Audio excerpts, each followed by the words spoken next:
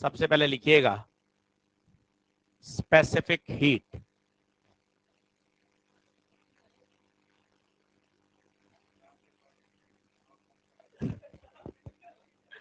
Specific heat, चलो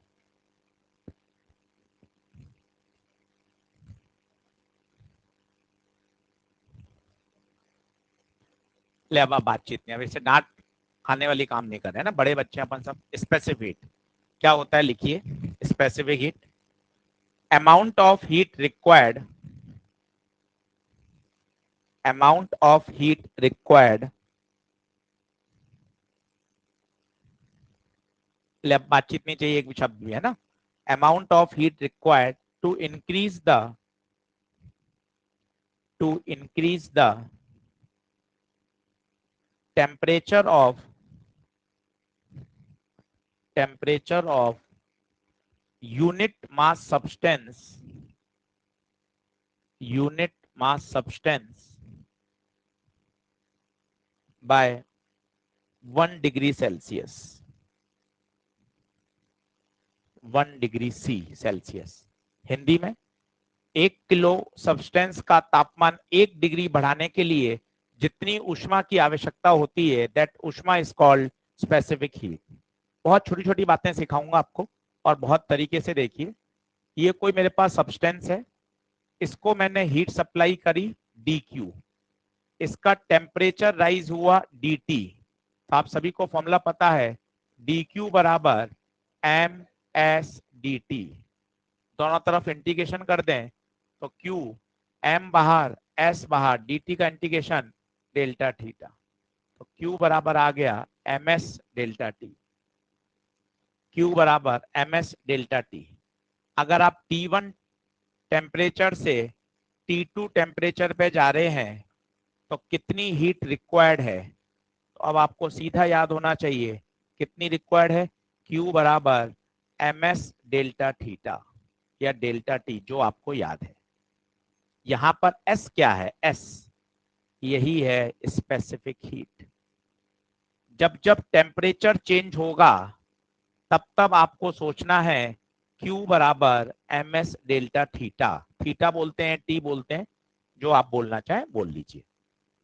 तो सबसे बेसिक परिभाषा, ये M और S बाहर आ गया है क्योंकि कांस्टेंट है, पर एक बार आईआईटी के सवाल में S का भी फंक्शन दे रखा था, तब ये S इंटीग्रेशन से बाहर नहीं आएगा, है ना। अभी बाहर आ गया है क्योंकि मास और S कांस्टेंट है। जल्दी से यूनिट ऑफ S बताइए। बहुत आसान, Q बराबर एम एस डेल्टा थीटा। तो Q का जूल माने कैलोरी माने, कैलोरी में लिखता हूं, मास ग्राम में लिख रहा हूं, एस पता नहीं, तापमान डिग्री सेल्सियस में। तो एस की जो प्रैक्टिकल यूनिट है वो है कैलोरी पर ग्राम डिग्री सेल्सियस। पानी की और बर्फ की याद होनी चाहिए, स्टैंडर्ड है, पानी की होती है 1 कैलोरी पर ग्राम डिग्री सेल्सियस और आइस की कितनी होती है 1/2। सारी बेसिक बातें पहले पढ़ेंगे, फिर सवाल करने में आनंद आएगा। छोटे छोटे सारे पॉइंट बढ़िया लिखो, बार बार सुनो। जब जब टेम्परेचर राइज होगा तब तब amount of heat required is M S delta theta, M S delta T. एक एक शब्द बोलो, M mass, S specific heat, delta T rise in temperature. ये तो कैलोरी में है, बच्चे जूल में हो तो अपन को कन्वर्जन भी आना चाहिए। 1 कैलोरी में 4.2 जूल होता है, 1 कैलोरी में 4.2 जूल होता है। तो अगर मैं इसको कन्वर्ट करूं तो पानी की कुछ ऐसे लिखी जाएगी, कैलोरी की जगह आएगा 4.2 और ग्राम की जगह लिखूंगा 10⁻³ तो सोचिए ये हो जाएगा 4200 जूल पर केजी डिग्री सेल्सियस। वैसे तो दे रखी होती है, फिर भी कन्वर्जन करना आना चाहिए, छोटी छोटी बातें समझ में आनी चाहिए।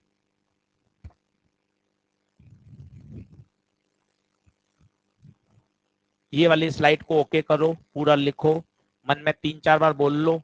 किसी भी चीज को गर्म करना है अपन दूध को गर्म कर रहे हैं 40 डिग्री से 50 डिग्री, तो भैया कितनी हीट चाहिए, Q बराबर ms डेल्टा टी। पानी गर्म कर रहे हैं, बर्फ को गर्म कर रहे हैं, सर बर्फ गर्म, बर्फ तो पिघलती है, नहीं भाई, बर्फ को पिघलने के लिए 0 डिग्री पे होना चाहिए, बर्फ -4 -10 पे भी तो हो सकती है। तो जब बर्फ -10 को गर्म करोगे ना, तो बर्फ पिघलेगी नहीं, पहले वो बर्फ कहाँ आएगी, 0 डिग्री पर, क्योंकि मेल्टिंग पॉइंट कितना है, 0। तो कभी भी टेम्परेचर चेंज हो, सीधा लगाइए ms डेल्टा टी। बहुत अच्छे सवाल बनते हैं, घर के हिसाब किताब वाले सवाल हैं। एक खर्च करेगा, एक गेन करेगा, एक गेन करेगा, एक लॉस करेगा, इस तरह से क्वेश्चन बढ़िया सॉल्व हो जाते हैं और इंटरेस्टिंग, मजा भी आता है। बताओ पहली स्लाइड ओके है। स्पेसिफिक हीट, स्पेसिफिक हीट तो परिभाषित होती है यूनिट मास के लिए। यही एक टर्म और आती है, हीट कैपेसिटी। जल्दी आइए फटाफट।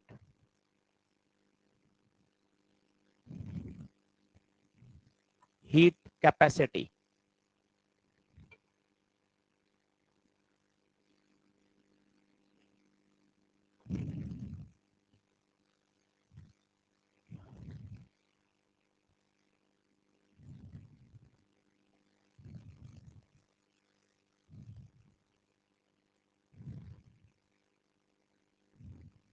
बताऊं क्या?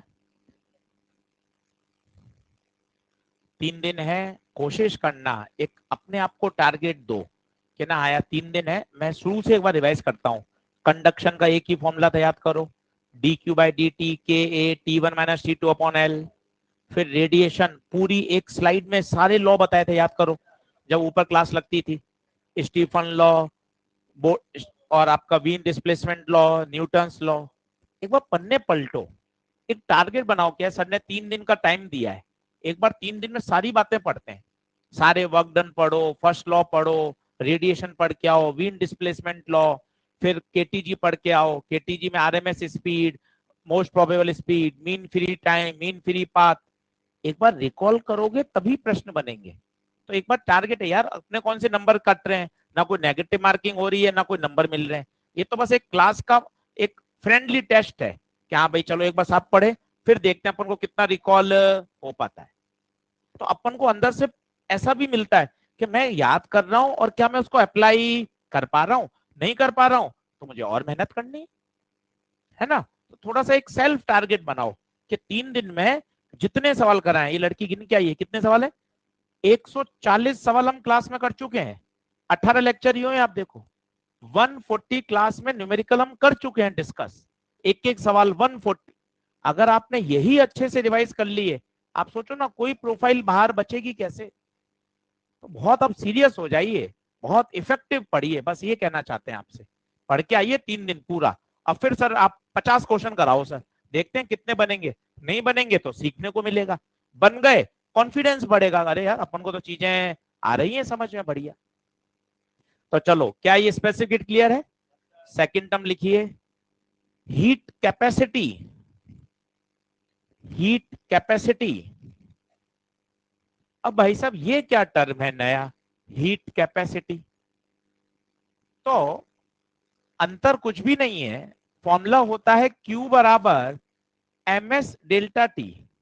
ये जो पूरा ms है, इस ms को ही बोला जाता है हीट कैपेसिटी। कोई रॉकेट साइंस नहीं है, सरल भाषा में जैसे मैं बोलता हूं आप सुनना, 1 ग्राम के सब्सटेंस को अगर 1 डिग्री सेल्सियस टेम्परेचर राइज करना है तो बताओ कितनी हीट चाहिए, एस। अब 1 ग्राम नहीं, एम ग्राम के सब्सटेंस को 1 डिग्री सेल्सियस राइज करना है, तो सोचो 1 ग्राम को एस, 5 ग्राम को 5s, 10 ग्राम को 10s, तो एम ग्राम को एमएस। इस एमएस को ही कहा जाता है हीट कैपेसिटी। तो भाइयों हीट कैपेसिटी कोई अलग टर्म नहीं है, specific heat is defined for 1 gram, but thermal heat capacity is for M gram. इतना लॉजिकल याद करो तो परेशानी नहीं होगी। 1 ग्राम के लिए स्पेसिफिक हीट परिभाषित होती है, एम ग्राम के लिए हीट कैपेसिटी डिफाइंड होती है। ms।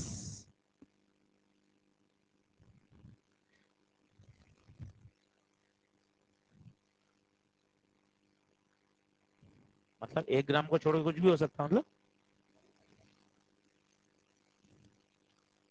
हाँ तो एम है वो, तो जैसे एफ बराबर एम ए में एफ क्या हो सकता है? 5 न्यूटन, 10 न्यूटन, 100 न्यूटन, क्या हो सकता है आप बता। एफ की वैल्यू क्या हो सकती है? कुछ भी हो सकती है। हाँ तो एम ग्राम में एम की वैल्यू कितनी हो सकती है?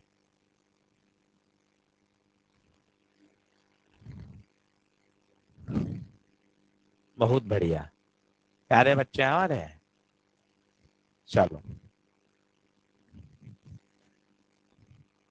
बोलो क्या बात क्लियर है? तो अब 1 ग्राम के लिए क्या परिभाषित? Specific heat. एम ग्राम के लिए क्या परिभाषित? Heat capacity. तीसरा लिखिए, वाटर इक्विवेलेंट। तीसरा लिखिए, वाटर इक्विवेलेंट।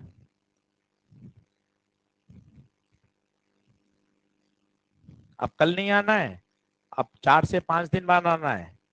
2 दिन लगातार नहीं अलाउड है, 1 दिन आए फिर 4 से 5 दिन बाद।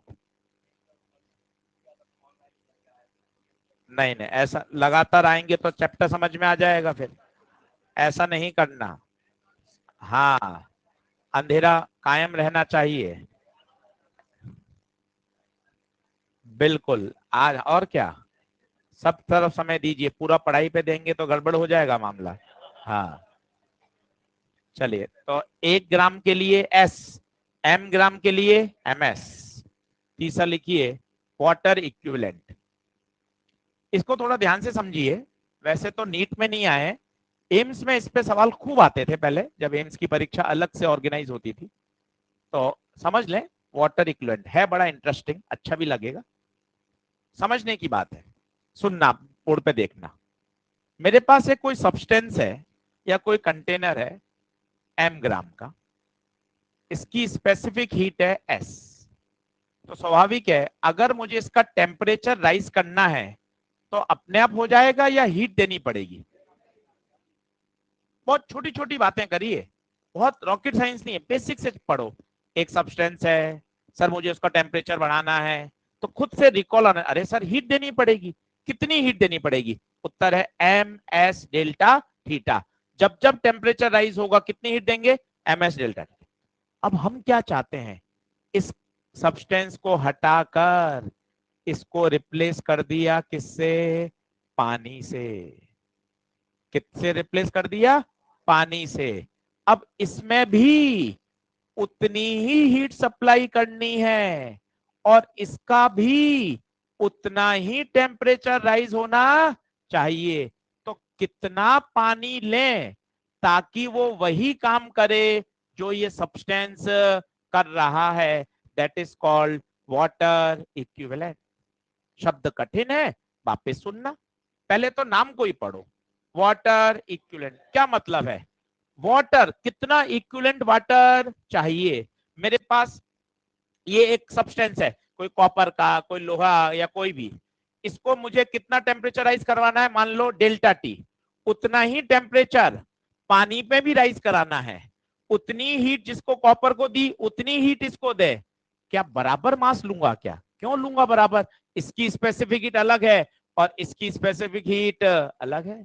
अब बताओ इसका क्यू लिखना, क्या लिखोगे बोलो? Q M S delta theta. इसका क्यू बोलो, क्या क्यू वही है क्या? हाँ, उतना ही क्यू, मास अलग है, एस अलग है, पर टेम्परेचर राइज उतना है। अब महसूस करो मैं क्या कह रहा हूं। मेरे पास एक कंटेनर है, उस कंटेनर को मैंने गर्म किया, भगोने को गर्म किया। बताओ क्या भगोना का टेम्परेचर बढ़ेगा? जितना टेम्परेचर भगोने का बढ़ा उतना ही टेम्परेचर मैं किसका बढ़ाना चाहता हूं? पानी का। जितनी हीट मैंने कंटेनर को दी उतनी हीट मैंने किसको दी? तो मैं कितना पानी लूं ताकि उसका व्यवहार बिल्कुल वैसा ही हो जैसा किसका है? कंटेनर का। देखना, same heat is supplied, same rise in temperature. तो कितना पानी लूं ताकि उसका व्यवहार बिल्कुल वैसा ही हो जैसा किसका है, कंटेनर का। फिर कठिन लग रहा है ये सेंटेंस, बढ़िया। 100 रुपए का नोट इज इक्विवेलेंट टू 10 रुपए के। इक्विवेलेंट का मतलब ही होता, हम करें क्या, हर बार हमें ये याद आ जाता है, इसका और इसका बाजार भाव सेम है। तो यही तो बोल रहा हूं, हीट देने पर टेम्परेचराइज होता है। इसको भी क्यू दी, इसको भी क्यू दी, इसका टेम्परेचर कितना राइज हुआ, डेल्टा टी, इसका भी कितना राइज हुआ। ये है कंटेनर और ये है पानी। तो कितना पानी लूं ताकि उसका व्यवहार बिल्कुल वैसा ही हो जैसा किसका है, कंटेनर का। This is called water equivalent. दोनों क्यू को बराबर कर दीजिए, एम एस डेल्टा थीटा बराबर M W S W delta T. तो एम डब्ल्यू एस डब्ल्यू बराबर एम इंटू एस, इसे बोलते हैं water equivalent. Mass of water is called water equivalent. तो फॉर्मूला क्या आ गया, M S upon S W. This M water is called water equivalent. आप लिखिए, मैं आपको फिर समझाता हूं तसल्ली से, कोई जल्दबाजी नहीं है। हाँ, सवाल नहीं है नीट पे इस पर, बात बिल्कुल क्लियर है, पर आना चाहिए। देखिए कब आ जाए ये किसी को नहीं पता। एम्स में, जेई मेन में तो आए हुए हैं। सर इसका उपयोग क्या है, हाँ उपयोग है ना। क्या होगा, आपके पास कंटेनर होगा, वो कहेगा a container having water equivalent 10 ग्राम। इसका मतलब पता है क्या समझे, कंटेनर को हटाओ और 10 ग्राम पानी लगा दो, उस 10 ग्राम पानी का वही व्यवहार होगा जो कंटेनर का है, बस ये मतलब है। नहीं तो क्या होगा, उसे कंटेनर का मास देना पड़ता, उसे कंटेनर का स्पेसिफिक हीट देना पड़ता, वो सब बातों से बच गया। उसने क्या लिख दिया, a container having water equivalent 10 ग्राम। इस वाक्य का क्या मतलब है, उस कंटेनर का व्यवहार वैसा ही है जैसा 10 ग्राम पानी का होगा। समझ कर याद करेंगे तो अलग मजा है, बोलेंगे टूटा फूटा भी बोलेंगे तो समझ में तो आएगा कि कंटेनर को हमने हीट दी, पानी को भी उतनी हीट दी, हीट देने पर टेम्परेचर बढ़ा, कंटेनर का भी बढ़ा, पानी का भी बढ़ा। हम चाहते हैं सेम हीट देने पर दोनों में राइज ऑफ टेम्परेचर भी सेम हो। That is called water equivalent. अब जैसे काम क्या आता है प्रैक्टिकल वो बताता हूं। जैसे क्वेश्चन में दिया हुआ है, a container having water equivalent 10 ग्राम। इसका क्या मतलब है, इसका क्या मतलब बताइए। इसका मतलब है कंटेनर की चर्चा मत करो, कंटेनर को हटाकर उसकी जगह पानी ले लो। कितना पानी, 10 ग्राम। इस 10 ग्राम पानी का व्यवहार बिल्कुल वैसा ही होगा जैसा किसका है, कंटेनर। खत्म। ना तुम्हें कंटेनर का मास चाहिए, ना तुम्हें ये चाहिए कंटेनर लोहे का है कि कॉपर का है कि एल्यूमिनियम का है, तुम्हें कुछ चाहिए ही नहीं। कंटेनर को हटा के उसने क्या लगा दिया, पानी।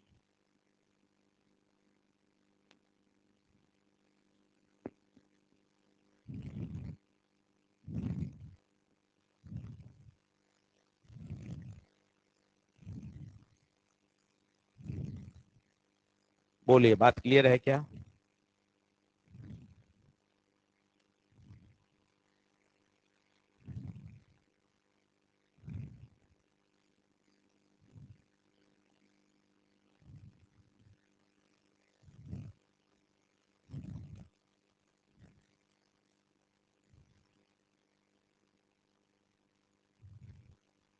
बहुत आसान सवाल बनते हैं। आज कराऊंगा प्रोफाइल 1 के सवाल, कल कराऊंगा मिक्सिंग वाले सवाल।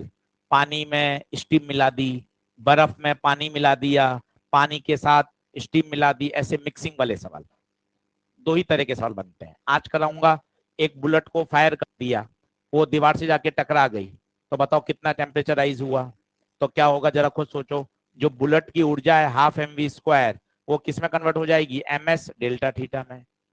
एक सब्सटेंस को ऊंचाई से छोड़ दिया, तो बता अभी उसके पास कौन सी एनर्जी है, mgh, वो किस में कन्वर्ट हो जाएगी, ms डेल्टा थीटा में। आज इस तरह के सवाल करेंगे। चलो ये बात क्लियर है। चौथी टर्म पे आओ, लेटेंट हीट। बताओ लेटेंट हीट को कब सोच रहे हैं, जब फेज चेंज हो। आप इसका नाम देखेंगे तो नाम भी बड़ा जबरदस्त है, इसका नाम है गुप्त ऊष्मा। कारण क्या है वो समझिए, क्योंकि ना साइकोलॉजी, ह्यूमन साइकोलॉजी क्या है भाई, नाम कैसे रखे, नाम लोगों ने तो रखे होंगे, ऐसा तो नहीं है कि वो जैसे अपन बचपन में एसएसटी में पढ़ते थे, वो मोहनजोदड़ो सभ्यता, पाषाण सभ्यता के खुदाई करी और उसमें नाम मिल गए, ऐसा तो होता नहीं होगा। नहीं पढ़ा आपने वो सिविलाइजेशन?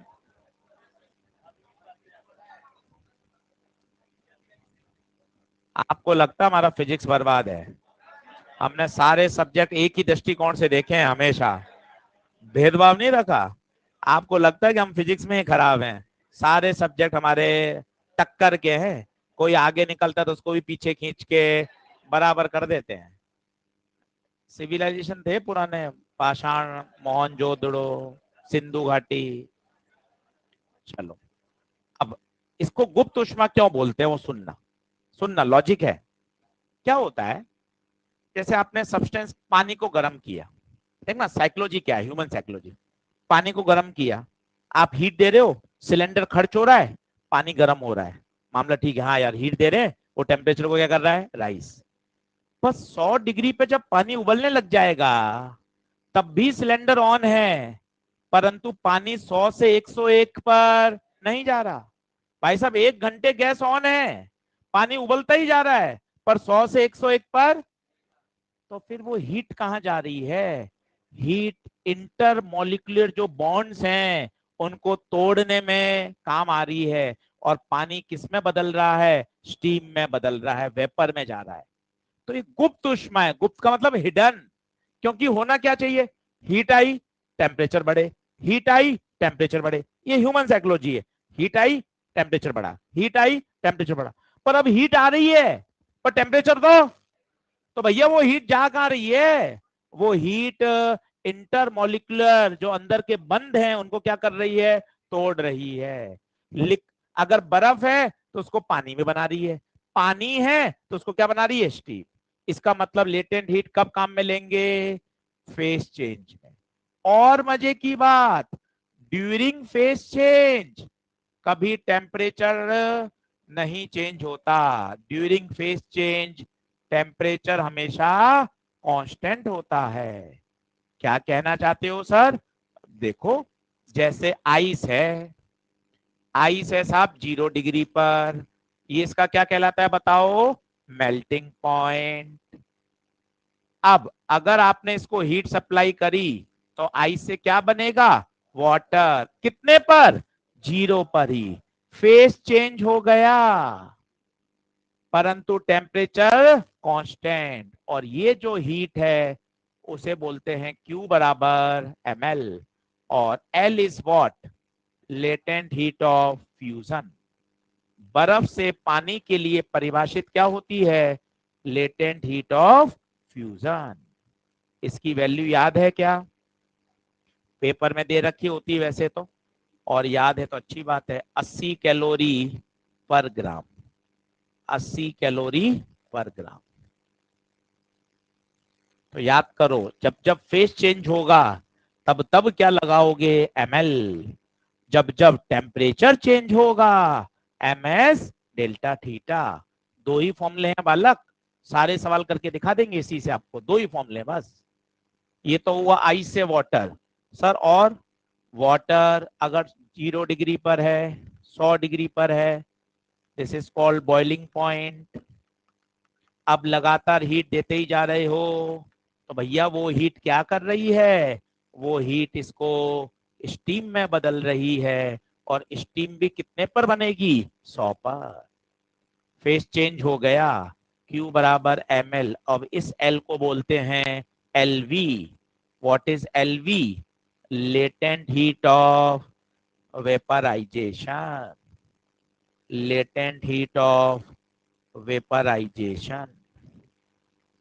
कितनी वैल्यू होती है इसकी, 500 40 कैलोरी पर ग्राम। देख लो,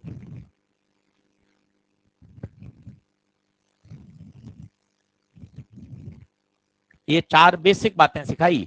स्पेसिफिक हीट क्या होता है, हीट कैपेसिटी क्या होता है, वाटर इक्विवेलेंट क्या होता है, लेटेंट हीट क्या होता है। वैल्यू याद है तो अच्छी बात है, आजकल वैसे परीक्षा में दे रखी होती हैं और 10-12 न्यूमेरिकल करोगे वैसे ही याद हो जाएंगी। एक होती है लेटेंट हीट ऑफ फ्यूजन, ये तो होती है बर्फ से पानी, और पानी से भाप वाली जो होती है वो होती है 540।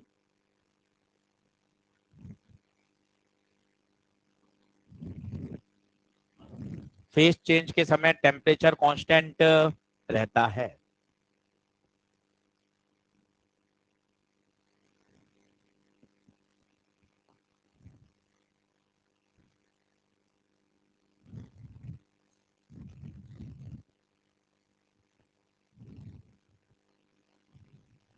क्या नेक्स्ट करें क्या?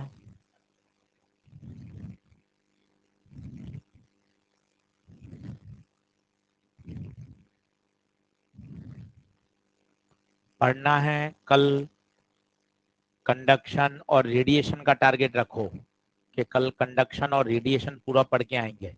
1 घंटे में रिवाइज हो सकता है। फटाफट फटाफट न्यूटन लॉ ऑफ कूलिंग पढ़ा, विंड डिस्प्लेसमेंट लॉ पढ़ा, स्टीफन लॉ पढ़ा, सिग्मा टी की पावर 4 होता है। तो धीरे धीरे याद करेंगे तो याद हो जाता है। ऐसे ही क्या 10-12 बार रिकॉल करना पड़ता है। आप सोचो एक बार में नहीं आएगा, बार बार रिकॉल करोगे तब जाके वो परीक्षा में चमकता है, और बड़े आसानी से चमक जाता है। कल मैंने ऑप्टिक्स की एक रिव्यू क्लास ली, जो मुझे क्लास में ईमानदारी से पूरा पढ़ाता हूँ तब 7 लेक्चर लगते हैं। जो 7 लेक्चर का कंटेंट है वो आप देखो 55 मिनट में पूरा पढ़ा दिया। सारी चीज आ गई, apparent depth, real depth, slab, normal shape, lateral shape, TIR, सब चीजें आ गई A to Z। मतलब रिवीजन बहुत फास्ट होता है बच्चों, बस आपको बार बार रिकॉल करना है। जितनी बार रिकॉल करोगे वो फायदेमंद है, वो ही सिलेक्शन कराएगा। तो बताइए, चलिए फाइनल कॉल। जब जब टेम्परेचर राइज होगा तो बताओ क्या सीखना है? Q बराबर MS delta theta delta T, जो आपको याद हो। और अगर फेस चेंज होगा Q बराबर ML। भाइयों इससे हम सब कुछ कर लेंगे, और थोड़ा सा कॉमन सेंस लगाएंगे तो काम हो जाएगा। Temperature rise MS delta theta, face change Q बराबर ML, S specific heat, L latent heat.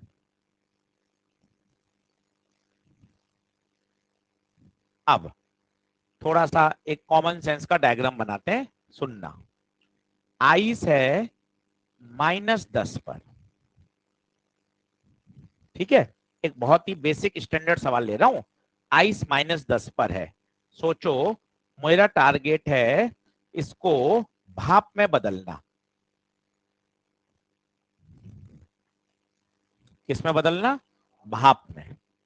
अब देखो क्या क्या प्रोसेस होंगे, एक बार दिमाग में बैठाओ बगैर पेन चलाए।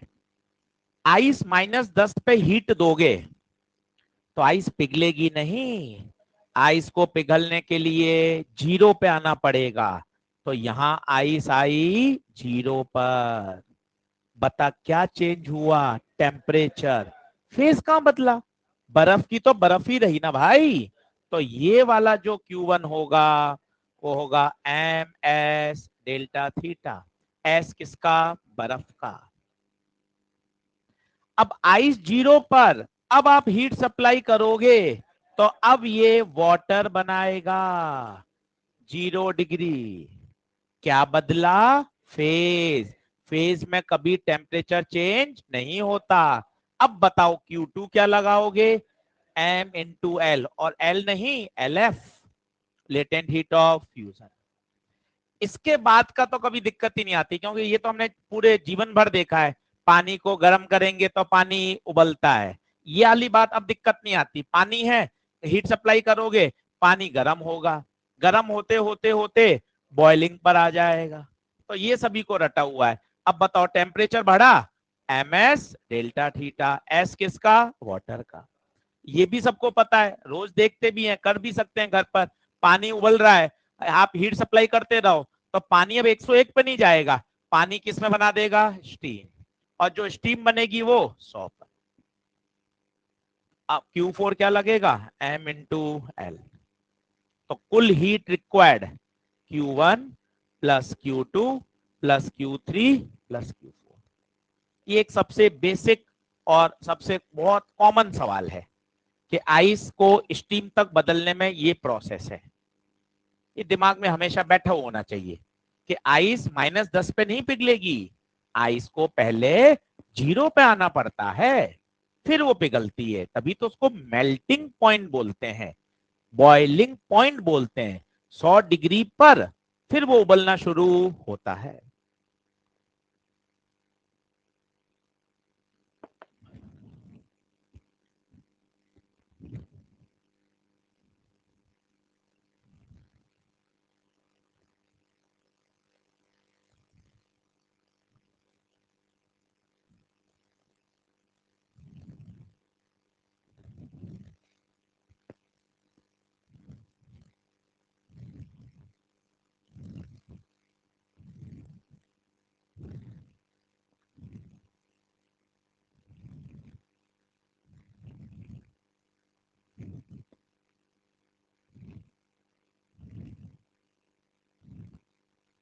दस सवाल और करने हैं, 150 का टारगेट रखना है।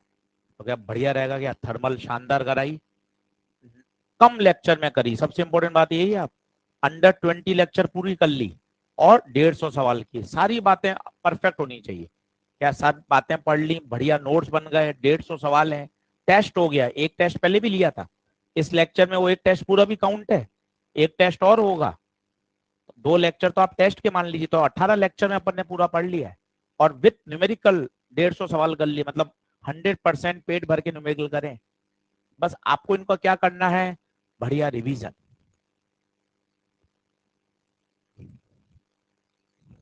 बोलिए क्या ये बात ओके है, बढ़ चले भाइयों आगे, देख लो। अब कुछ मैं आपको बेसिक पढ़ाता हूं और उससे फिर इसको जोड़ूंगा। जैसे बच्चों कोई कर्व y और x में होता है, ये बहुत छोटी सी बात है, आपको हमेशा चलते फिरते पता होना चाहिए। कोई कर्व अगर y और x में है तो इसकी स्लोप क्या देती है, dy बाय dx। ये याद रखें, if a curve is drawn between y and x then the slope is y वाली क्वांटिटी ऊपर, x वाली नीचे। जैसे आपको वेलोसिटी टाइम कितने सालों से याद है कि वीटी कर्व का स्लोप क्या देता है, एक्सीलरेशन। तो भाई क्या क्यों देता है वीटी कर्व का स्लोप, आपको लिखना आना चाहिए। y वाली क्वांटिटी ऊपर, x वाली quantity, and dv by dt is what, acceleration. तो याद रखो, y का फंक्शन ऊपर, x का फंक्शन नीचे। अब आप देखना, कल को मान लो मैंने दे दिया momentum time graph, momentum time graph, तो आपको रटने की आवश्यकता नहीं है, आपको तरीका सीखना है। यार गुप्ता जी ने क्या सिखाया, y वाला ऊपर, x वाला। अब बताओ y में कौन, मोमेंटम dp, x में कौन, Newton second law, rate of change of momentum, force. इसलिए कह दिया जाता है पीटी कर्व का स्लोप क्या देता है, फोर्स। इनको रटने की आवश्यकता ही नहीं होती है अगर आपको लॉजिक आते हैं तो। कुछ अटपटे भी आते हैं, जैसे एम्स का एक क्वेश्चन है साहब, वी स्क्वायर और एक्स दे दिया। अब आपकी सिट्टी पिट्टी गुम हो जाएगी, क्योंकि ये रटा हुआ है ही नहीं। जब हल्का सा लॉजिकल आता है तो फिर मैं घर चला जाता हूं तुरंत।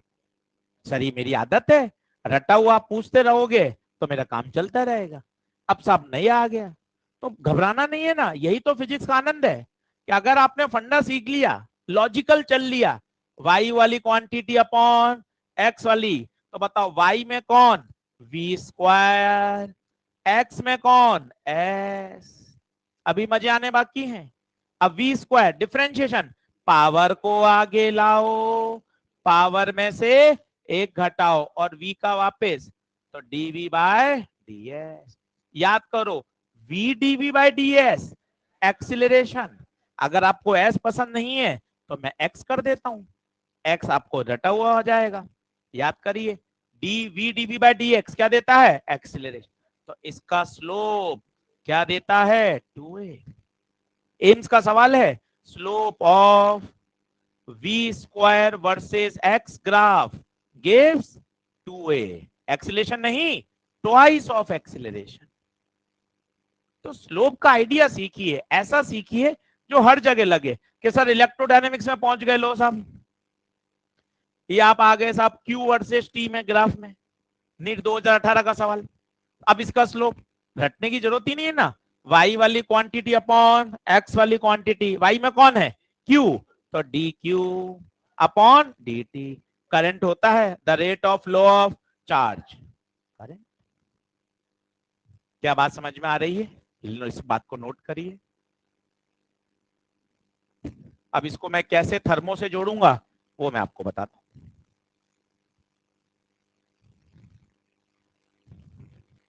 बहुत बेसिक बेसिक बातें हैं, किसी दिन जब सिलेबस होगा 4-5 लेक्चर में आपको बेसिक बातें सिखाऊंगा। डिफरेंशिएशन, जोड़ गुणा भाग, स्लोप कैसे निकालते हैं, एरिया कैसे निकालते हैं। इससे क्या ओवरऑल और फिजिक्स मजबूत होगी। छोटी छोटी बातें आनी चाहिए जो पूरी फिजिक्स में लगती है भाई, 11वीं 12वीं कहीं भी लगाइए, इसी फीस में, कोई अलग नहीं, इसी में सब शामिल। रिवीजन, रात की रिव्यू क्लासेस सब इसी में, कहीं अलग नहीं। भैया बढ़िया सीख यार, तो बढ़िया खुश होके पढ़, कोई दिक्कत नहीं। तो सब्जेक्ट ऐसा लगना चाहिए कि हाँ यार फिजिक्स पढ़ रहे हैं, वो कॉन्फिडेंस आना चाहिए। वो कॉन्फिडेंस का खेल है बस सारा।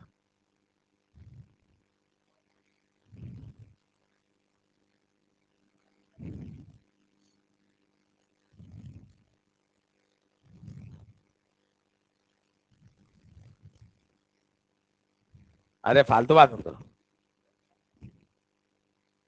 अभी ऑप्टिक्स की बातें पूछ ली जाएंगी। हाँ,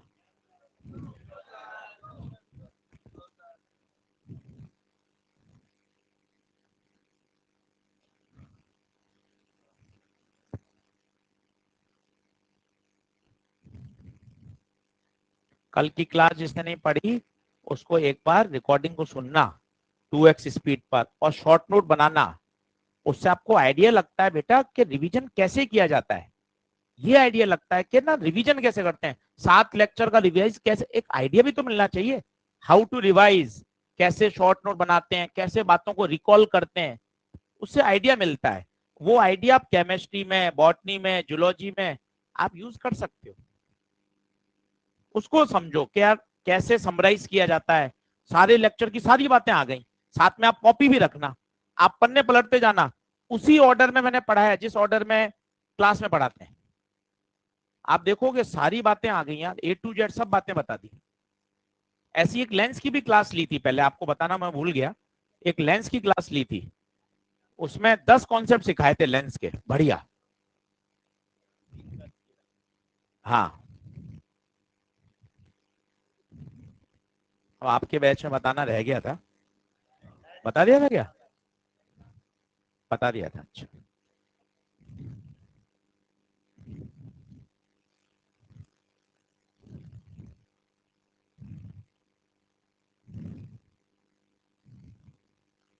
मिटाऊं क्या भाइयों?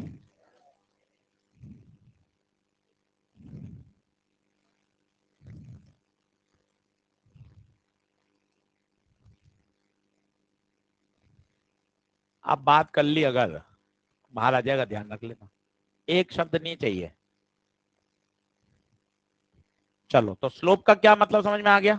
y वाली क्वांटिटी ऊपर, x वाली क्वांटिटी, आपकी मर्जी पड़े जो ग्राफ बनाइए, कोई टेंशन वाली बात नहीं है। बस आपको सही फॉर्मूला याद आना चाहिए। अब देखें सर, आप इसमें क्यों आवश्यक पड़ रही है बात, मैं बताता हूं। मैं अब बना रहा हूं एक टेम्परेचर वर्सेस टाइम ग्राफ। सभी लोग बोर्ड पे देखना, ये हीटिंग कर्व कहलाता है। इससे हम काफी क्वेश्चन भविष्य में सॉल्व करेंगे। पेन पेंसिल छोड़िए, बिंदास देखिए, ये इकलौता ग्राफ है जो काम का है। आइस है -10 पर, यहाँ टेम्परेचर है, ये 0 है। बताइए -10 कहाँ होगा ईमानदारी से? क्या इधर होगा -10? ये -10 पर आइस। अब आपने आइस को हीट किया, ये हमेशा दिमाग में चाहिए। 50 बार बोलना पड़े 50 बार बोलिए। आइस -10 से आइस 0 पे जाएगी, आइस 0 से पानी 0। पानी के बाद का तो कहानी आपकी रोजमर्रा की जिंदगी है। पानी गर्म होगा, 100 पे जाएगा, 100 से भाप बनेगी। ये प्रोसेस एकदम दिमाग में सेट होना चाहिए।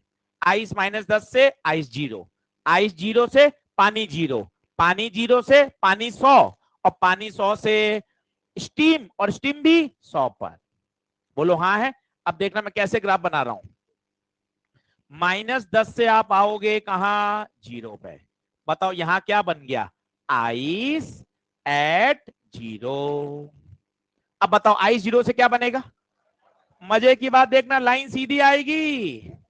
क्यों? क्योंकि अगर ऊपर बढ़ा दी तो टेम्परेचर बढ़ जाएगा, टेम्परेचर चेंज। बताओ यहां क्या बनेगा? वाटर कितने पर? 0 पर। अब हीट दी, अब लाइन सीधी भागेगी। बताओ कहां तक भागेगी? Water at 100। अब और हीट दी, सीधी लाइन जाएगी, कहां क्या बनेगा? Steam eight 100। क्या ये स्टेप समझ में आ रहा है? ये स्टेप स्टेयर जैसे चलेगा, ऐसा ऐसा ऐसा ऐसा। अब और सुनना, शॉर्ट ट्रिक क्या है। हॉरिजेंटल लाइन में ml लगेगा। क्यों ml लगेगा?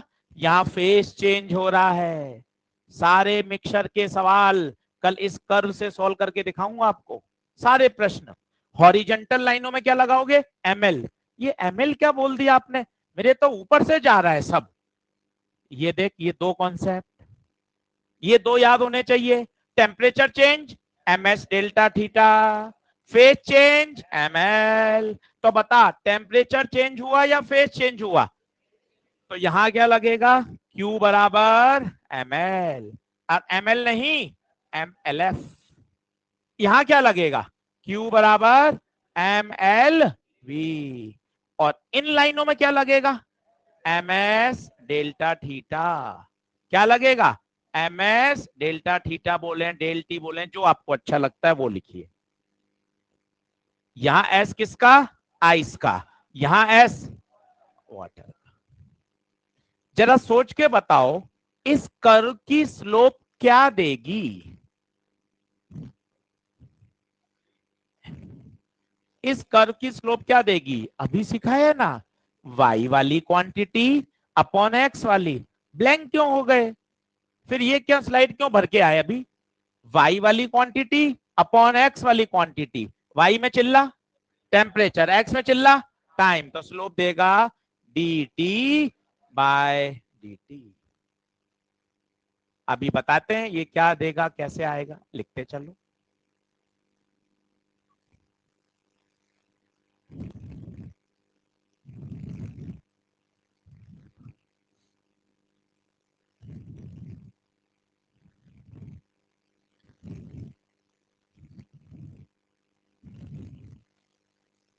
ग्राफ स्ट्रेट लाइन क्यों हुआ?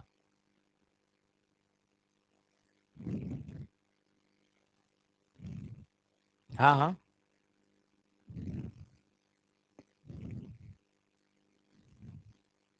क्या वाटर को?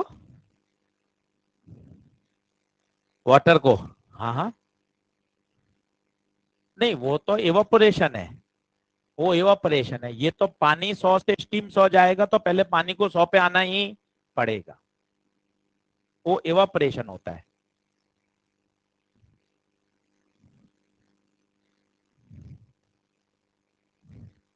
बोलो क्या ये बात क्लियर है क्या? तो भैया वो सीधी लाइन क्यों आई, टेढ़ी क्यों नहीं आई? बताइए सीधी क्यों आई? क्या कारण है सीधी आने का? सीधी आने का सीधा सीधा कारण है क्योंकि टेम्परेचर चेंज नहीं हो रहा, पहला कारण। दूसरा, अगर लाइन टेढ़ी आ जाती कैसी भी, तो स्लोप आ जाता, जबकि इसका स्लोप, इस लाइन का स्लोप 0 है। पूछो क्यों 0 है? क्योंकि टेम्परेचर चेंज ही नहीं हो रहा। क्या दे रहा है बताओ तो, क्या दे रहा है? The rate of change of temperature. इस लाइन के दौरान टेम्परेचर आपका बदल ही नहीं रहा। तो बताओ इस लाइन की स्लोप कितनी है? 0। कौन सी लाइन की बात कर रहा हूं, हॉरिजेंटल या स्लेंट? हॉरिजेंटल। हॉरिजेंटल लाइन की स्लोप बताइए 0। इसका पूछा था ये कैसी आनी चाहिए, ये सीधी क्यों नहीं आई?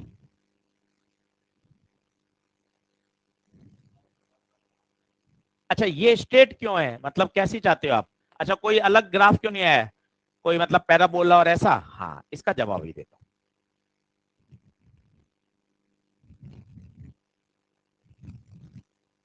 बढ़े क्या आगे? ग्राफ ये दिमाग में सेट होना चाहिए। ये वाला उदाहरण 50 बार बोलना पड़े, 50 बार। आइस -10 से आइस 0, आइस 0 से पानी 0, पानी 0 से पानी 100, पानी 100 से स्टीम 100।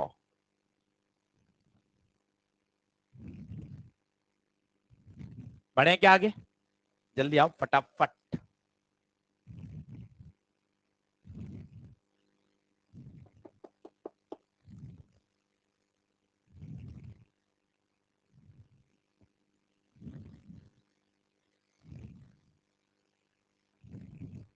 चलो अब इसमें कुछ थ्योरेटिकल सवाल बताता हूं, कैसे कैसे क्वेश्चन बनते हैं वो मैं आपको बताता हूं।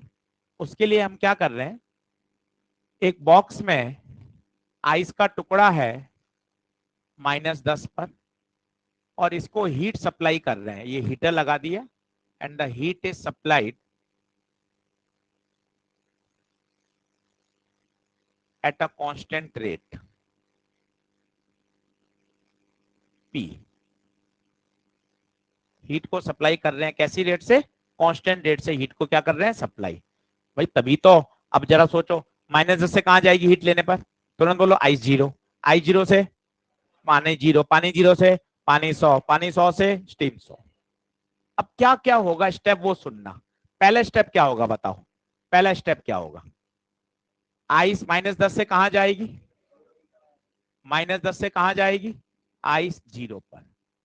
बताओ क्या चेंज हुआ? टेम्परेचर। टेम्परेचर चेंज को क्या बोलोगे? बोलो Q बराबर MS डेल्टा थीटा।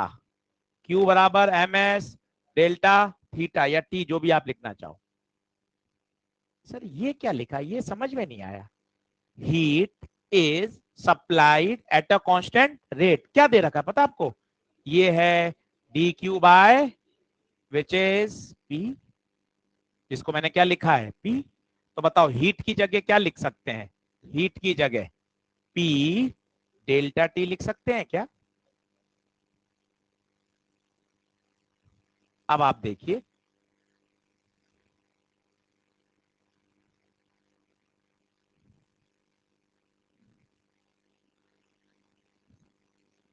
अब वो स्ट्रेट लाइन क्यों आई, उसका स्ट्रेट लाइन का स्लोप क्या देता है, सब यहां से निकल के आएगा। अब स्ट्रेट लाइन क्यों आई उसका कारण सुनिए, क्यों आई? क्योंकि P भी क्या है? कांस्टेंट। सोचिए अगर P वेरिएबल होता, P अगर कोई फंक्शन होता, स्क्वायर फंक्शन है या लीनियर फंक्शन है, तो फिर ग्राफ कुछ अलग आता। P भी क्या है? कांस्टेंट। M भी क्या है? कांस्टेंट। S भी क्या है? इसलिए उस ग्राफ की स्लोप भी कांस्टेंट है। और स्लोप कांस्टेंट का एक ही मतलब होता है फिजिक्स में, ग्राफ कैसी है? Straight line. क्या आप मेरी बात समझ पा रहे हैं मैं क्या कहना चाहता हूं? उस बच्चे का प्रश्न ये था कि सर यहां से जब आप यहां जा रहे हो ना सर, तो ऐसे ही क्यों जा रहे हो सर? ऐसे भी तो जा सकते थे, क्यों नहीं जा रहे बताओ? ऐसे जाने पर स्लोप लगातार चेंज होगी, पर फिजिक्स क्या कह रही है? स्लोप तो 3 फैक्टर पे डिपेंड कर रही है, और तीनों ही फैक्टर कांस्टेंट है। तो क्या हर बार स्लोप कांस्टेंट होगी? हाँ, जब जब P कांस्टेंट होगा। अगर P वेरिएबल है तो बताओ स्लोप भी वेरिएबल होगी। अब मैं क्या सवाल बताना चाहता हूं वो देखिए, 2015 का एम्स का क्वेश्चन है। स्लोप क्या दे रही है? Slope P constant M constant. Slope is inversely proportional to specific heat. आपको पूछा गया था क्या इन दोनों की स्लोप बराबर है? आंसर है बराबर नहीं है। क्यों नहीं है बताइए? Slope is inversely proportional to S. क्या दोनों का एस बराबर है क्या? नहीं है भैया। यहाँ तो आइस है और यहाँ पानी है। आइस का 0.5, पानी का 1। जिसकी स्लोप ज्यादा, जिसकी स्लोप ज्यादा उसका स्पेसिफिक हीट कम। थोड़ी सी कठिन बात है पर सीखनी जरूरी है। हो सकता है लास्ट ईयर के नोट्स में नहीं हो, पर सीखेंगे तभी समझ में आएगा कि भैया स्लोप ज्यादा है तो स्पेसिफिक हीट कम होगी। अब बताइए किसकी स्लोप ज्यादा है? यहाँ आइस की स्पेसिफिक हीट बताइए कितनी? 0.5। वाटर की बताओ 1। यहाँ देखो, जहां स्पेसिफिक हीट कम होगी वहां की स्लोप, यहाँ पे स्पेसिफिक हीट कम है तो इस लाइन की स्लोप ज्यादा। तो θ1 बड़ा होगा या छोटा होगा? θ1 बड़ा होगा। एक बार और बताता हूं क्योंकि ऊपर से निकल गया, एक बार और सिखाऊंगा। पहले आप नोट डाउन वाला काम करो, पहले ये वाली बात लिख लो अच्छे से, फिर एक बार धीरे धीरे फिर सिखाता हूं। हाँ भाई, समझ में आ गया स्ट्रेट लाइन क्यों हुई? क्या कारण समझ में आया? हाँ, स्लेव कांस्टेंट है क्योंकि the power is supplied at a constant rate. If power is supplied at a variable rate, variable rate का मतलब कभी 100 वाट पावर दे दी, फिर 200 वाट दे दी, कभी 125 दे दी, कभी 400 दे दी, तो फिर पावर क्या होती? वेरिएबल। पावर वेरिएबल होती तो स्लोप भी वेरिएबल हो।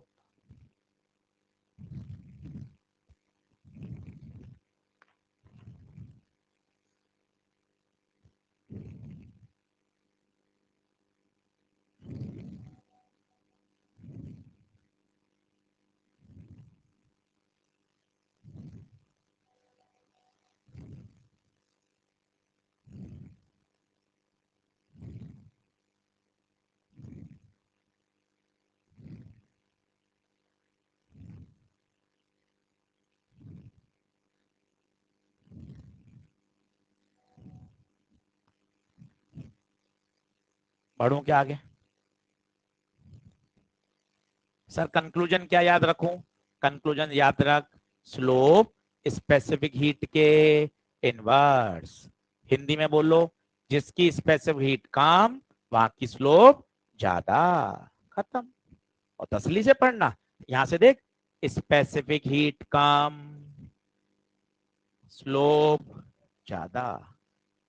खत्म।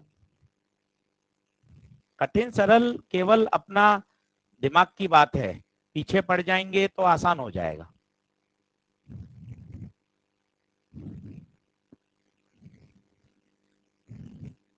अब सर 50 मिनट थ्योरी पढ़ा दी, अब आपने 10-12 न्यूमेरिकल करके देख लेते हैं। बिल्कुल कर लेते हैं। यहाँ तक का एक बार क्विक रिवाइज कर लेते हैं, 2 मिनट गप्पे लगा लो, फिर सवाल करके देखते हैं। थ्योरी सारी हो गई, अब आज और कल केवल न्यूमेरिकल करने हैं। और कुल जमा बातें कितनी कम निकल के आई हैं। पहली बात, टेम्परेचर राइज होगा तो एम एस डेल्टा टी। सब बोलो, टेम्परेचर राइज तो M S delta T. Phase change होगा तो एम एल। आइस वाला एग्जांपल, आइस -10 से आइस 0, आइस 0 से पानी 0, पानी 0 से पानी 100 और स्टीम। और ये वाला ग्राफ एक बार दिमाग में सेट होना चाहिए। बस खत्म। 10 मिनट में शॉर्ट नोट तैयार हो सकते हैं, सारी बातें आ जाएंगी। अब सवाल कर लेते हैं। पहला टारगेट है 9 सवाल हो जाएं कल तक, ताकि वो अपने वो 150 का आंकड़ा टच हो जाए। तो 9 तो करने ही है भाई, 8 भी हो तो एक एक्स्ट्रा करवा लेना, 9 पूरे होने चाहिए। ऊपर निकल जाए तो बढ़िया ही है। कुछ लिखना था क्या? चलो अभी देख लेते हैं।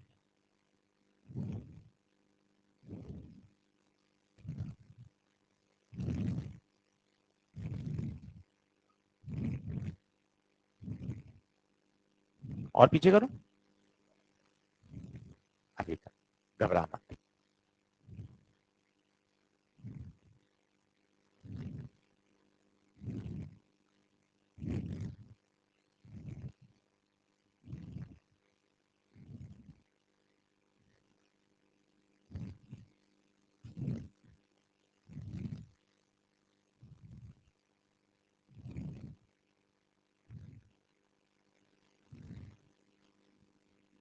सही है।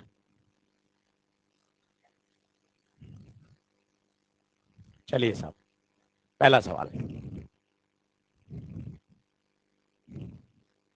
आराम से, एक एक सवाल को पूरे मन लगा के करो, अच्छी पॉजिटिव सोच रखो, बदमाशी वाली सोच मत रखो।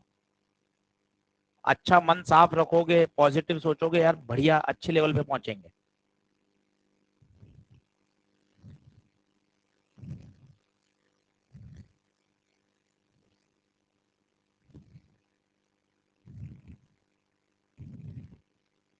-40 ग्राम आइस, 40 ग्राम आइस है -20 पर, तो भैया -20 से सीधा पानी थोड़ा बनेगा। बताओ पहले 40 ग्राम कहाँ जाएगी, 0 पर, फिर 40 ग्राम 0 से क्या बनाएगी, 40 ग्राम पानी बनाएगी, फिर पानी गर्म होगा और पानी को उबालना नहीं है, कहां तक ले जाना है, 20 तक। ये मैंने आपको बोला ना, 50 बार काम आएगा भाई।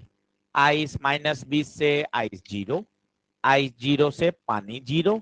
अब पानी उबालना नहीं है, उसने बोल दिया पानी को रोक दो, कहां तक, 20 पर। बोलो कर सकते हो क्या खुद। पूरा कैलोरीमेट्री कैलोरी में चलता है। कारण क्या है, क्योंकि जो हमें स्पेसिफिक याद है ना, वो सब कैलोरी में याद है। तो ध्यान रखना, यहां मास को केजी में मत बदलना, ग्राम में ही चलने देना। क्योंकि आपको जो स्पेसिफिक हीट याद है, लेटेंट हीट याद है, उसकी यूनिट तो देखो, 80 कैलोरी पर ग्राम, 1 कैलोरी पर ग्राम। इसलिए यहां मास ग्राम में ही चलेगा।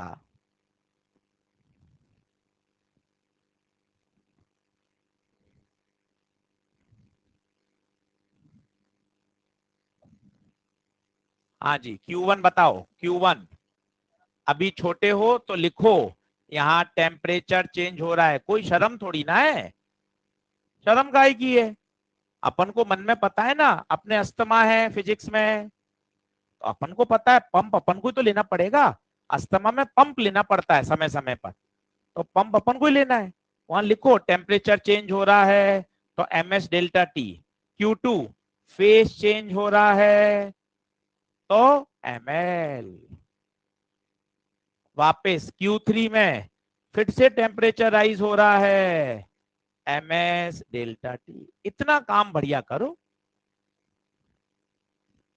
सर मैं काटा कूटा कर लेता हूँ, सरल सवाल फटाफट कर लेता हूँ, अच्छे सालों में फिर फंस जाता हूँ।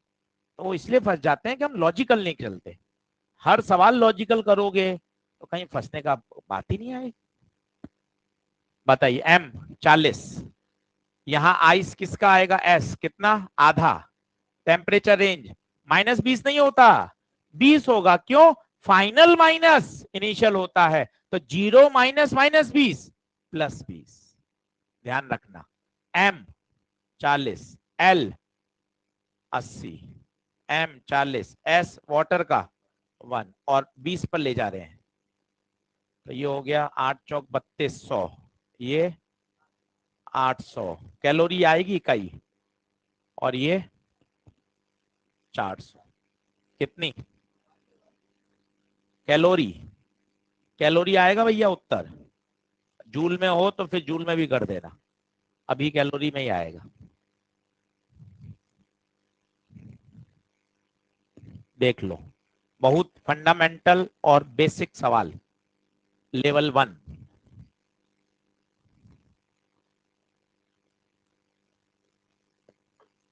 सही है कैलकुलेशन सबकी, आ रहा है उत्तर, आ रहा है सही। पर चलूं क्या अगला,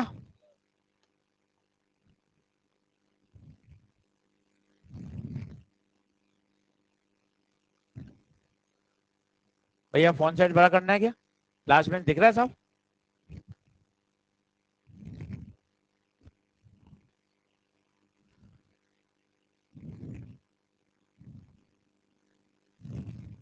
छोटे छोटे सवाल से धीरे धीरे स्टेप बढ़ाते चलें, ये तरीका है किस तरह से थ्योरी पढ़ना है, कौन सा सवाल कहाँ करना है, किस तरह से वो लेवल अपग्रेड करना है।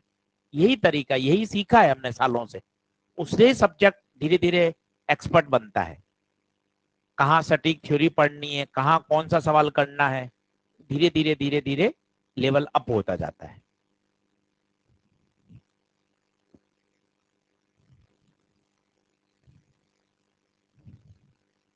फोटो बनाओ, भले ही टाइम लगेगा, पर वो 10 फोटो बनेंगी ना तो फिर परीक्षा में वो मन में चलेगा। 1 ग्राम -10, तो बताओ 1 ग्राम आइस 0 पे आएगी, फिर पानी बनेगा 1 ग्राम, वाटर बनेगा 0 पर, फिर पानी उबलेगा 1 ग्राम वाटर 100 पर, और फिर स्टीम बनेगी 100 पर। तरीका लिखना आना चाहिए। जब जब टेम्परेचर राइज हो प्यारे, MS delta T, phase change हो ML, इसके अलावा पूरी कैलोरीमेट्री में कुछ भी नहीं है। कल एक टेम्परेचर स्केल और है, वो सिखाऊंगा। एक टेम्परेचर स्केल का फंडा और है।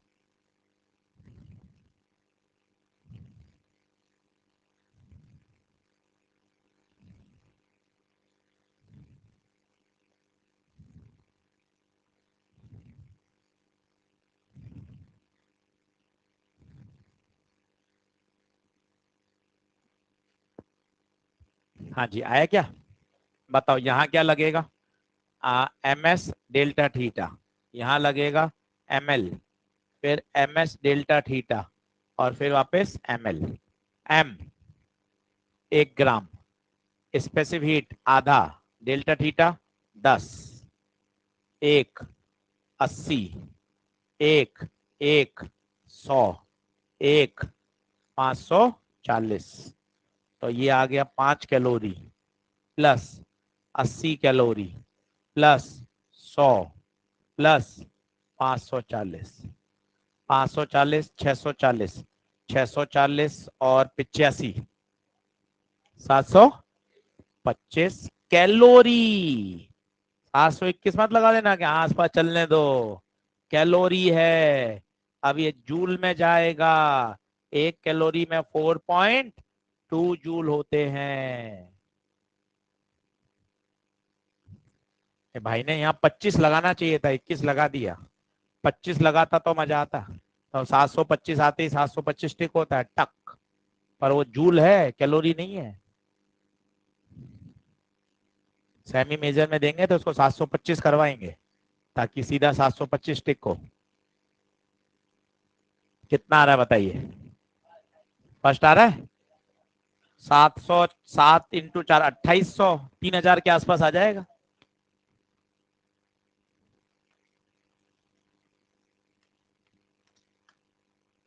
सर ये कैलोरी में क्यों चलते हैं, ग्राम में? हर बात का कारण है। जो आप ये एस रख रहे हो ना, इसकी यूनिट क्या है? कैलोरी पर ग्राम डिग्री सेल्सियस है। ये जो आप 80 रख रहे हो वो कैलोरी पर ग्राम है। इसलिए कैलोरीमेट्री के सवालों में मास ग्राम में रखा जाता है। ये अकेला ऐसा चैप्टर है, बाकी तो सभी चैप्टर में हम मास किस में रखते थे? किलोग्राम में। यहां इसलिए रख रहे हैं क्योंकि जो एस और एल हमें याद है वो किस में याद है? कैलोरी और ग्राम में, इसलिए।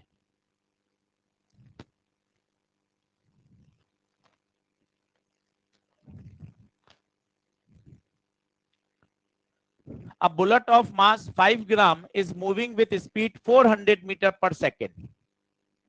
A bullet of mass 5 gram is moving with speed 400 meter per second. Strike a target.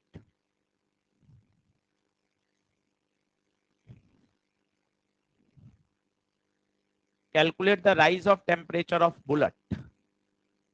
Assuming the loss जितना भी हुआ है सारा एनर्जी में किस में कन्वर्ट हो रहा है? Heat energy. ये तो बहुत ही आसान है, कंजर्वेशन ऑफ एनर्जी। बुलेट चलती हुई आ रही थी, तो बुलेट के पास ½ mv², बुलेट स्टॉप हो गई, तो भैया काइनेटिक एनर्जी में लॉस हुआ ½ mv²। ये कहां गया?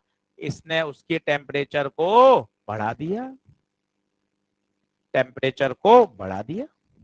MS delta theta. क्या क्या पूछा बताइए? तो m से तो m कट ही गया, अब हाफ v स्क्वायर 400। अब ऐसा ही सिस्टम है भाई, तो देखो इसने एस ऐसा ही में दिया है 500 है ना, ऐसा ही सिस्टम है, ऐसा ही सिस्टम में चल रहा है। डेल्टा थीटा सॉल्व कर लीजिए।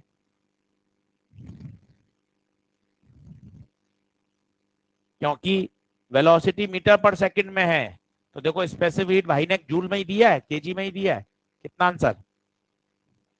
400 का स्क्वायर, 4 का स्क्वायर 16 और ये 4 जीरो 500 डेल्टा थीटा, ये 2 जीरो कटे, ये 1600 बटे 2 800, 800 बटे 5, 800 बटे 5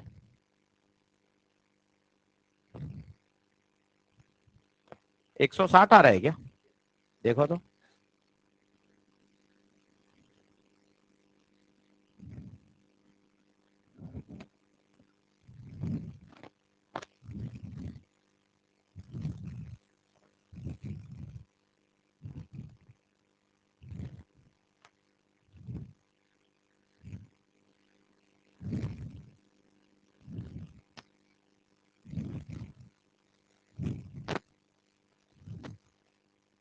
करें अगला, आसान सवाल था। अब अगले में क्या करेगा, किसी ऊंचाई से कुछ सामान छोड़ देगा, ऊंचाई से सामान छोड़ेगा तो कौन सी एनर्जी आ जाएगी? mgh। कभी कहेगा इसमें तो रुक गई, जरूरी नहीं रुक जाए, वो कहेगा उसकी स्पीड आधी हो गई, तो स्पीड आधी हो गई तो बताओ क्या होगा? चेंज, चेंज फाइनल कितनी हो जाएगी? Half M V by two. अब जो लॉस होगा वो लॉस किस में चला जाएगा? Rise in temperature. अलग अलग तरह के सवाल बनते हैं, 3 4 और देख लीजिए जो आए हुए हैं।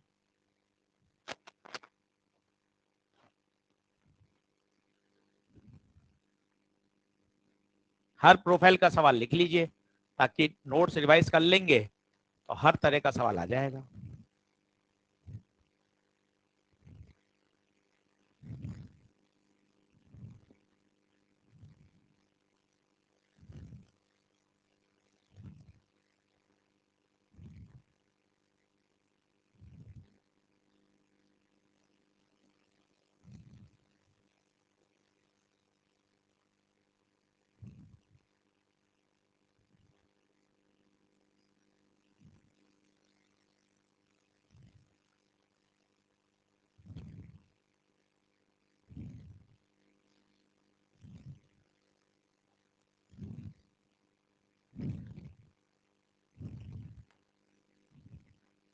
सवाल समझ में आया?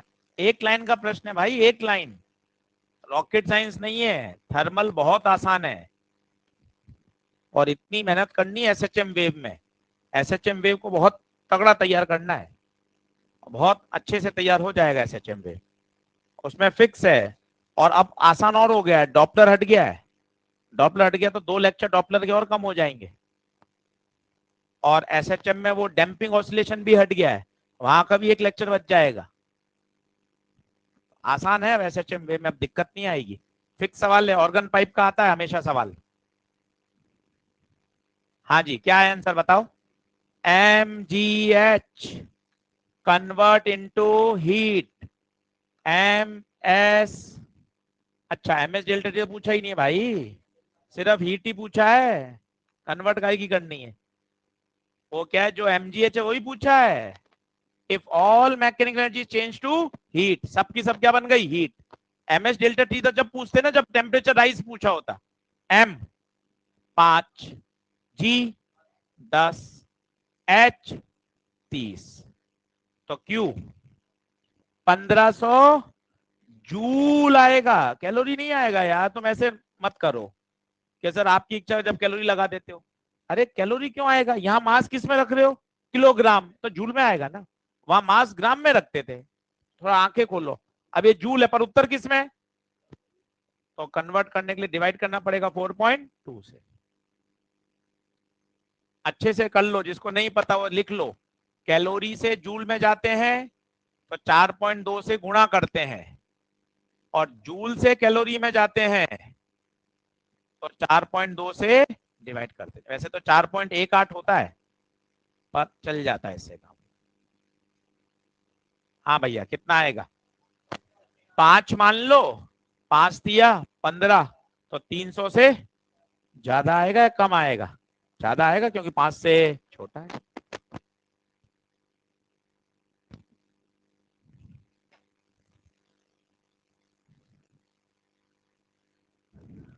आप ज्यादा दिमाग लगाओगे तो आप फंस जाओगे। यार एम एस डेल्टा थीटा लगा दो, एम एल लगा दो, अरे पूछा ही नहीं है उसने। सिर्फ उसने पूछा है कि जो उसकी मैकेनिकल एनर्जी है वो सारी की सारी किस में काम आ गई? हीट में। तो हीट बताओ।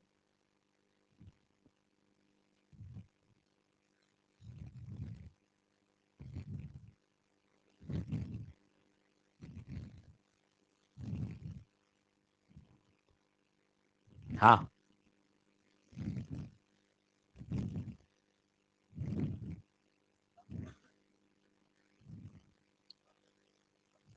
हाँ, आपकी next class S T sir का रहेगा 6:50 से 8:15 टुडे। ये तो इनको पता ही होगा। अच्छा अच्छा।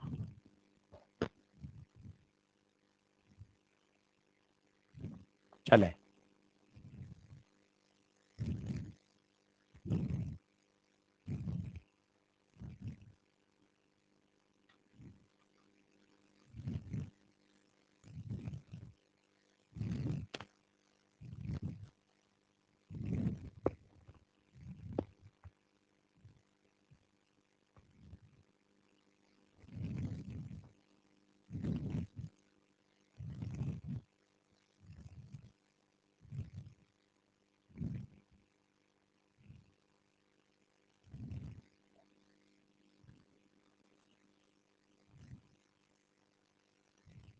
कौन सा ऑप्शन?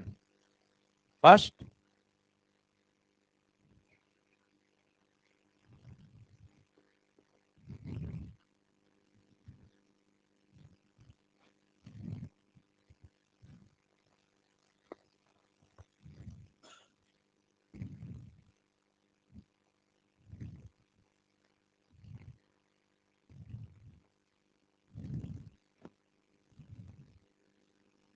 बहुत आसान है।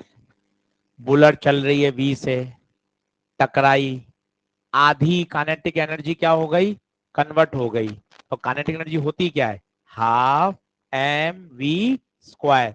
इसकी आधी कन्वर्ट हो गई टेम्परेचर राइज में। खत्म। एक एक लाइन के सवाल हैं। आसान है, कहीं कोई दिक्कत नहीं आती है। प्रश्न की लैंग्वेज पढ़ी है बस। खत्म हो गया। एम से एम कट गया, वी स्क्वायर बटे 4s। कौन सा ऑप्शन आएगा? फर्स्ट। मिक्सचर वाले सवाल हैं, बस वही काम के हैं। कल पूरा दिन मिक्सचर के सवाल ही कराऊंगा। बर्फ में पानी डाला, पानी में स्टीम, बर्फ में स्टीम, फाइनल टेम्परेचर क्या होगा, कंटेनर के अंदर क्या क्या बचेगा। दो ही प्रोफाइल के सवाल बनते हैं। एक ये बनते हैं एनर्जी का कन्वर्जन, एक बनते हैं मिक्सचर वाले सवाल। दो ही प्रोफाइल के सवाल बनते हैं।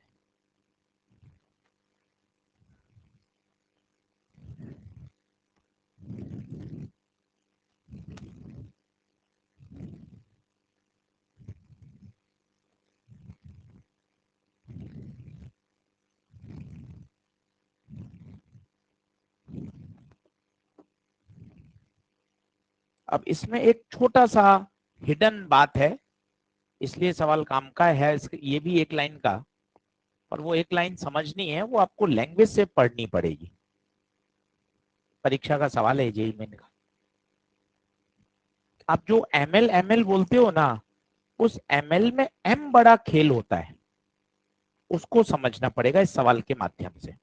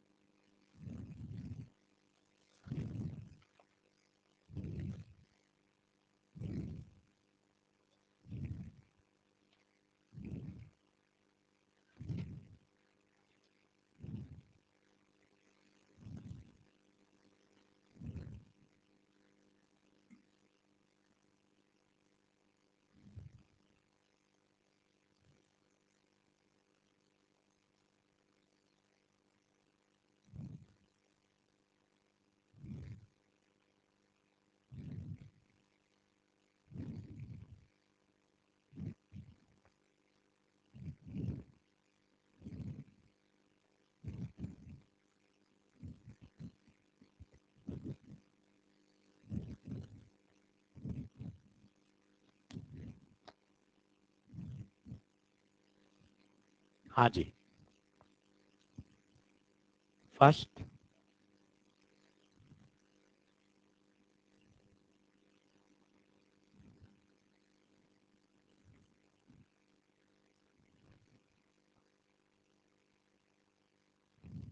एक लाइन है बस।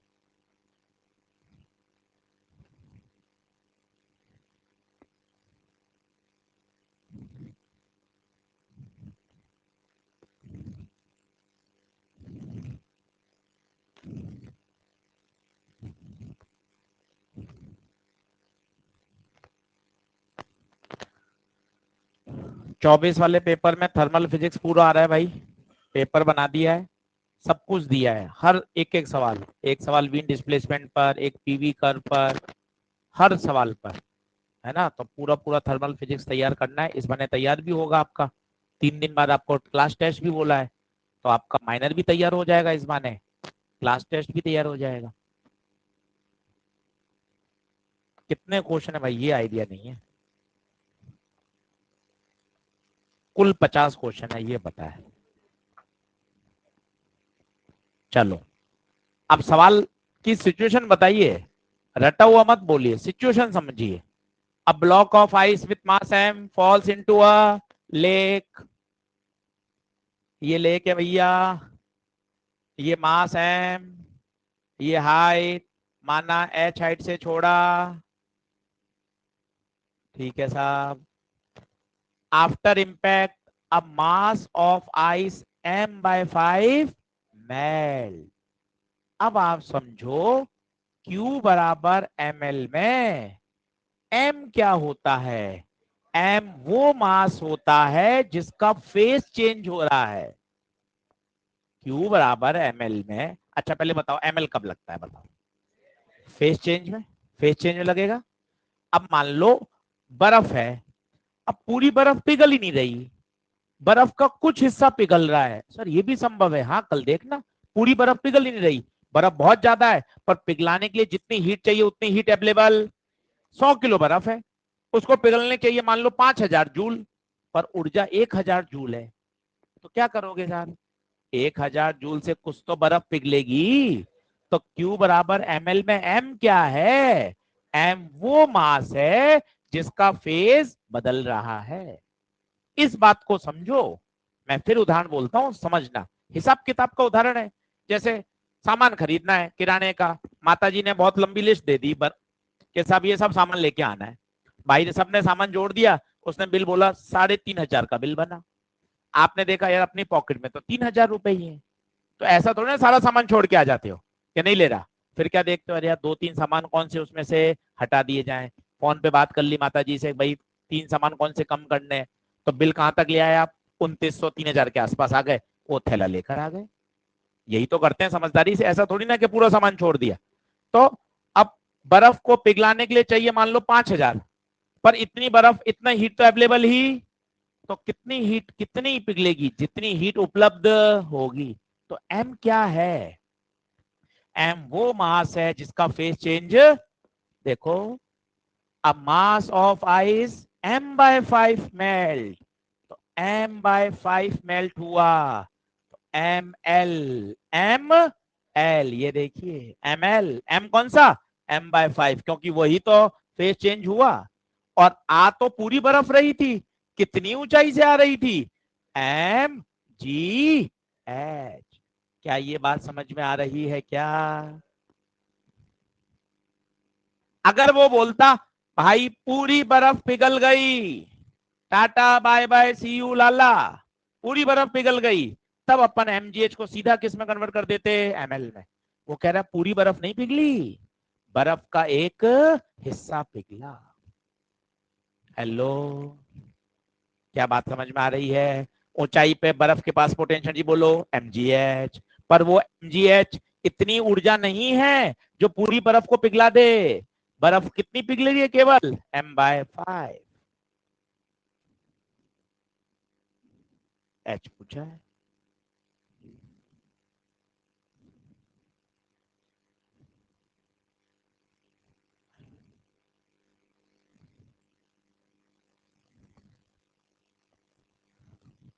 तो ध्यान दें, Q बराबर ml में, m क्या है, अमाउंट ऑफ मास जिसका फेस कन्वर्ट हो रहा है, तो लिख लो m है अमाउंट ऑफ,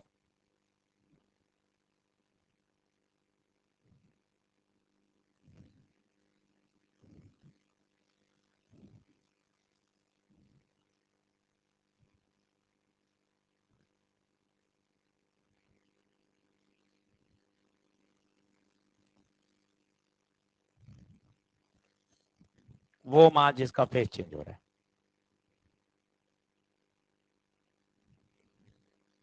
उसका कोई यूज नहीं है।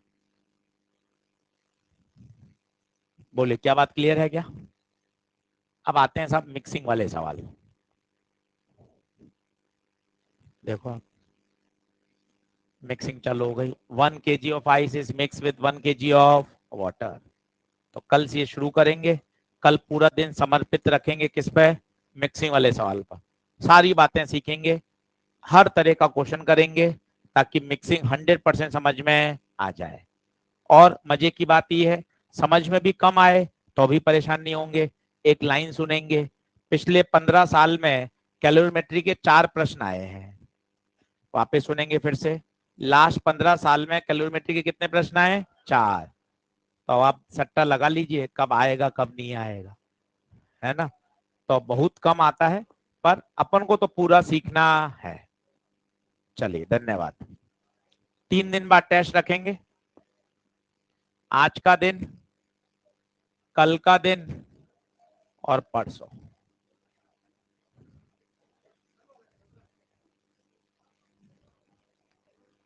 Complete heat and thermo.